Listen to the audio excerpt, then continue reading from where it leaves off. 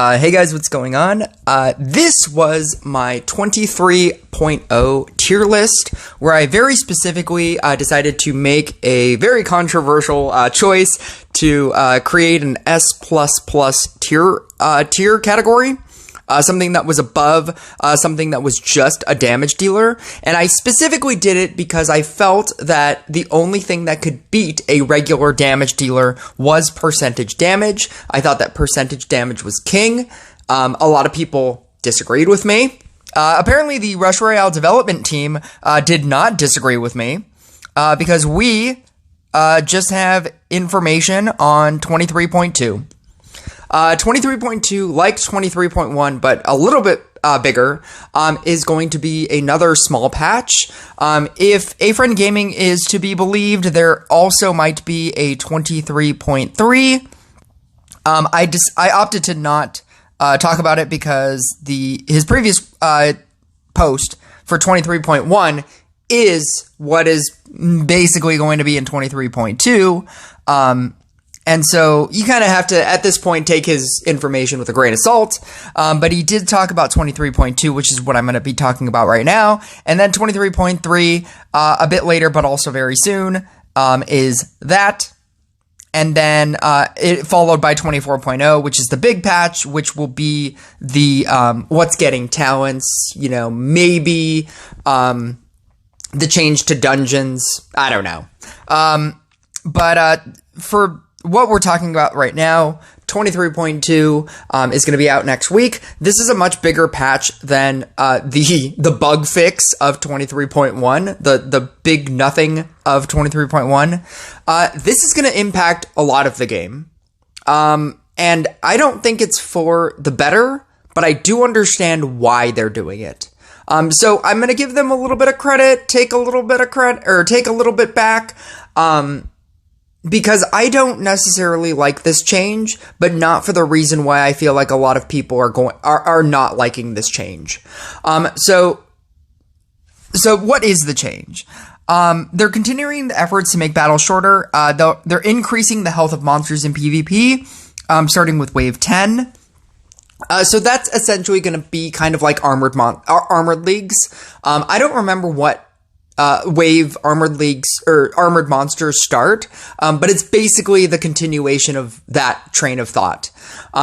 When Armored Monsters came out, it was a very noticeable difference if you were running like a low tier strategy, and it allowed people that were higher end to not do as many rounds. People were going into hundreds and hundreds of rounds, and they still found ways to do that. But it was also just much more difficult. And then regular games they used to take just an infinitely long time. If you go back, I have a Bruiser game that took an hour or something, and that was just regular damage, not percentage damage. And it took an hour, and they were trying to reduce that. And then in another effort to try to reduce that, anything beyond round 10, you can check this the next time you play a game, if you even are getting beyond round 10. Everybody, all the monsters beyond round 10, they're going to increase it even more. So they always increase, but I guess they're increasing it even more. They're also going to make balance changes to Meteor, Portal Mage, Mari, as well as Corsair. The Corsair's mechanic will also change. He will have better synergy with damage boosting support units, which opens up new gameplay strategies. Besides, you will surely like the new mechanic of controlling bombs. Enemies go kaboom. Most of everything that was being said there is nonsense. Essentially what they're saying is it's not going to be a percentage damage deck, or a percentage damage unit. It's not going to be a percentage damage unit. The specific reason why they decided to take out all of the other ones, which are Mari, Meteor, and Portal Keeper, is because those are all insta-kill ways of getting rid of things. Mari, whenever you activate it, no matter the monster level, it always takes and kills and auto kills a bunch of units. That's going to probably be changed. Portal Mage, you have the ability to send units. That's essentially insta-kill. And then Meteor has the Comet, and it insta-kills all regular monsters as long as you have an orb. And then it does percentage damage to bosses. And that's how that deck worked. A lot of people are angered by this, obviously, because maybe they just upgraded those cards. Maybe they just finished upgrading their Meteor. Maybe they just finished upgrading their Corsair. The fact that Corsair was going into the quadrillions of damage, using with the Banshee as well, so that you could negate boss ability. The fact that it was going into quadrillions of damage and it doesn't even have talents is insanity. I can recognize that. I can recognize that quadrillions of damage is insane. And having that being said, my problem with taking away, and I understand long matches. I understand, like going into a game, seeing a Corsair Banshee deck and then being like, well, I can't do quadrillions of damage. I'm just going to lose. I can see why that's a thing, why people would think that that's, a problem. Because there's an inevitability to that. Like, you can just walk into that match. It promotes, I believe in the press note that was on A-Friend's, where is it? We consider PvP to be the key and main modes in this game. All your feedback comments revolve around what problems exist in this mode. We need to act progressively and divide the upcoming changes in several versions. Some unit changes related to percentage damage. As the health of monsters increase, units and heroes that deal percentage damage becomes the only choice for the game, which does not have a very good effect on interest in the battle. My problem with taking away percentage decks is not that I have a problem with long games, because long games are going to exist anyway. People are just going to find a new way to get into the long game, as they are now. My problem is that was the only deck that challenged high tier cards, like whatever the best card is, right? Because if you go into my tier list, what you'll notice is what I put at S+ tier, which is the best of the best cards. It's all of the best support cards. Those are the best cards, because they are used in every single deck. But then right below that, it's Riding Hood, Demon Hunter, Genie, and then to a much lesser extent, Spirit Master. Those were the best damage dealing decks, and that was the tier. It was like, are you going to play Riding Hood? Well, that's going to go into hundreds of billions of damage. Are you going to play against Genie? That's going to go into hundreds of billions of damage. Those are now the best decks. After all of these updates, and especially if they take away Mari's ability to get rid of units and give you mana, unless they change that in some other meaningful way, I think this is a big blow to Spirit Master decks as well, obviously, because Spirit Master decks very specifically relied on the ability to deal or to get rid of that many units at one time and give you mana. If they change Mari to the point where it's unrecognizable or it just doesn't do as good of a job, there's a high possibility that Mari decks will be affected, or Spirit Master decks will be affected.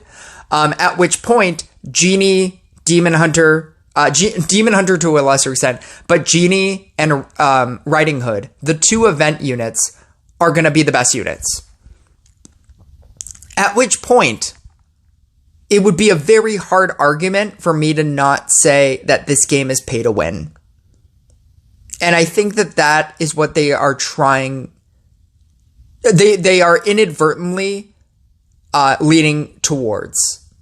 I don't think they mean to do this, but the fact that you could have current units in the game, things that you can, as a regular player, have at max level already, Meteor, Corsair, Mari. The fact that they are changing, Portal Mage, right?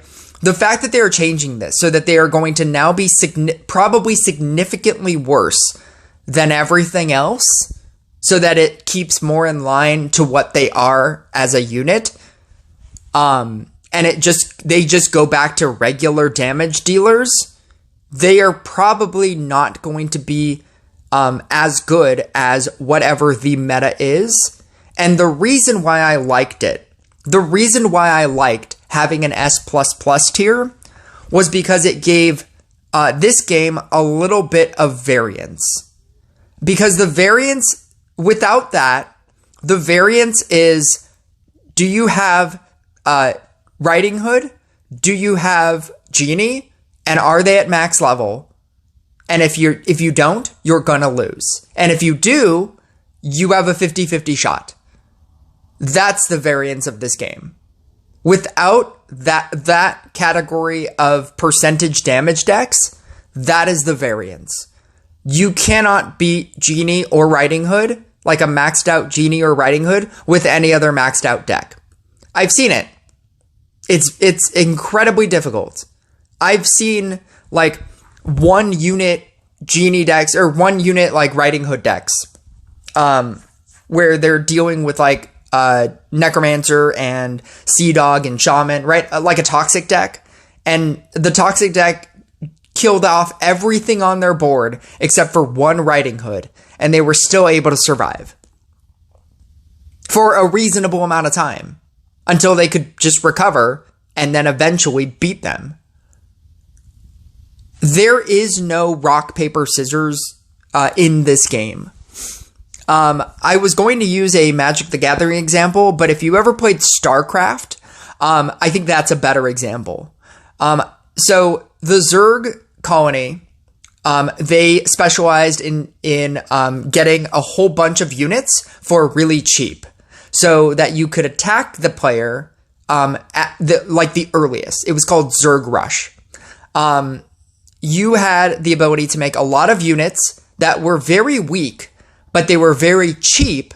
So if you could potentially just build out your resources, because everybody was obtaining resources at the same amount of time, if you could just build up your resources really quick, you could send them to the opponent and then you would win, right? The Zealots were the opposite side of that, where all of their units were like super expensive, but all of their units also had a shield as well as a health bar.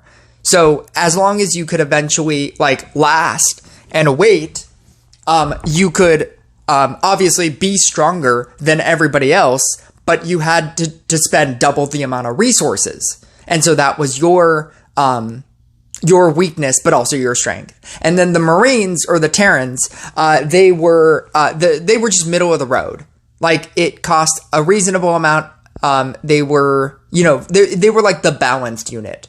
And so you could go high risk, high reward with either of the Zerg or the Protoss. But if you decided to go like Terrans, it was just like a reasonably easy battle. And then sometimes you would win, sometimes you would lose. It was kind of like a 50-50 shot. Or you could go high risk, high reward, with the opposite ends of the two spectrums. Rush Royale doesn't have that. There is no high risk, high reward option. Everything is just significantly worse than, or theoretically after this patch, everything is just going to be significantly worse than a Genie or a Riding Hood. And the fact that Genie and Riding Hood are both event units where you had to spend money in order to have a max level 15 right now, because if you have a max level Riding Hood or Genie, you spent somewhere in the area, I believe Small Shamer said $350. And you are now being rewarded with it because they are going to be the best units. There was no question as to whether or not they were very high damage dealing units. Of course they were. They are event units. They were going to be the best units. And I understand that, But I also like the fact that you could build a combo deck, which was a meteor deck, a percentage damage deck. You could build a combo deck of existing cards and still have a chance to beat that deck. You didn't automatically just feel like if you have, Blade Dancer or something, and you go up against Riding Hood, you're like, well, I'm going to lose. Unless they get a disconnect, I'm definitely going to lose. Oh, I have a Spirit Master deck and they have Max Genie. I guess I'm going to lose, right? There's a lot of that. And there's going to be even more of that if they change percentage damage. And I really wish that Rush Royale would understand that there needs to be variance. Because then you could say, oh, well, because I think that Toxic should be also a part of that conversation. I think it should be a strictly offensive deck, like a DPS unit, and then support, right? That's a strictly, offensive deck where you just build up your one best DPS card, right? But then there should also be a toxic deck that maybe sometimes beats that one. Your Necromancer, Sea Dog, Shaman, right? If they kill off your DPS unit, you should be able to die. Like if they kill off enough of your DPS units, you shouldn't be able to do enough damage, and then a DPS or a much weaker, technically, Shaman player could win.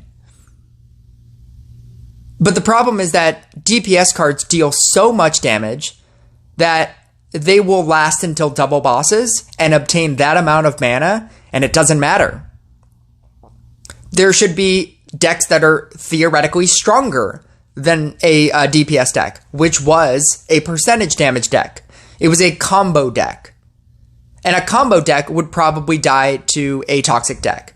There needs to be a rock, paper, scissors version of this. And they have strayed so far away from toxic that Shaman doesn't even really work. That you have to use things like that it only works if you use Frost and Necromancer and you lock out units. People don't even use Witch anymore in the cruel joke fashion. They've strayed so far away from toxic decks, and now they're straying away from percentage damage decks, at which point the best deck is just going to be Genie and Riding Hood. And if you don't have it at max, you're going to lose. And I don't know if that's better for this game, but that's what's going to happen. And that's my prediction after these changes, that all of these changes are going to be, are just going to make all of these units that were combo decks that beat a regular DPS unit like a Genie or a Riding Hood, it's just going to be weaker than those units. They're just going to do regular damage and just be strictly worse. And I don't think it's good. But I guess we'll see.